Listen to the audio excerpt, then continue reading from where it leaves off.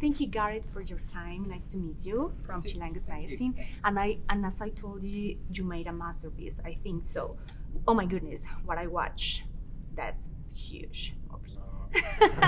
But tell me something. While working on Jurassic World Rebirth, what made you feel not as a director, maybe and as a human that grew up with Jurassic Park movies? What feels you there? Yeah, it's a very childlike feeling of like wonder and fear, you know, watching a Jurassic film, especially like the original. I was 18 when it came out, but I remember it as being more like a child. Yeah. And so excited about it as well. Like it's a moment in cinema history that can't be repeated, you know, where everything digital kind of came along and suddenly there was CGI. And ironically, it was one of the first ones through out the gate and still one of the best. Like they only had 60 visual effects shots in that movie.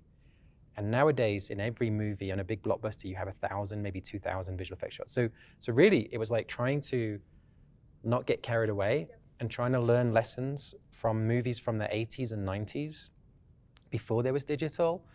And like the secret weapon for any filmmaker, like the best, people talk about characters in a movie and what's the most important character. And I would say the top character is the audience. Like really that's all you're doing, is everything you do and decide is to affect the audience. And you're just using every trick in the book, like trying to give them goosebumps, trying to get them scared. And this film had all the ingredients to do that. Like the script that David Koepp wrote with Steven Spielberg was like a gift to me. A lot of fans still miss the feeling of the original film. And so I want to know, what choices did you make, visual and maybe in the story or the sound, that you feel bring back the spirit of Steven Spielberg's? Yeah, I mean, it's a super high benchmark, so I would never, ever say, you know, we could reach that. But definitely, like one of the big early decisions was like, okay, let's shoot this on 35mm film. Like, let's not do digital. Let's do like how movies were made in the 80s and 90s. And that's difficult because we were in the jungles of Thailand, which meant we would shoot scenes and it would have to get flown to a laboratory in the UK and developed. And we wouldn't know what we had for 4 days. So you would just blindly shoot, and like they did in the old days, right? And I think it's kind of a good thing. And so everyone has to just keep going on instinct.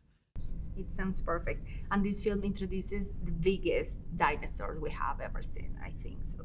As a director, how do you make them feel not just huge, but meaningful and memorable for the audience? Yeah. There's this section in the movie with titanosaurs, which are like, you know, the biggest ever land dinosaur that existed, and wanted it to be one of the like, you know, more memorable moments of the film. And each section of the movie to me is like a different genre in a way.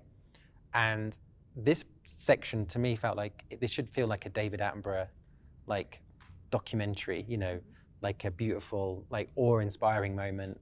And Jonathan Bailey, who plays a paleontologist in our film, he's never seen or been up close to a real dinosaur. And so there is this moment where we were shooting it in Thailand in the jungle, and there's all this tall grass everywhere. And we just in the moment sort of went, Jonathan, I think your character would go up and touch it. And I was like, let's not rehearse it, let's just do it. So he went and I followed him with a camera, and this very emotional thing unfolded where he went up to touch the thing, and it's like one of my favorite things in the movie. And Jonathan got emotional, and we played some music on set that was also emotional. And when we finished the take, I looked around at my assistant director and he was crying. And I was like, oh wow, okay. And so it had, I don't know, we were trying to, I think whatever you kind of want the full spectrum when you see a Jurassic film. You want, of course there's going to be scary things, right? But you also want the magic and like wonder of nature as well. And so we're trying to get that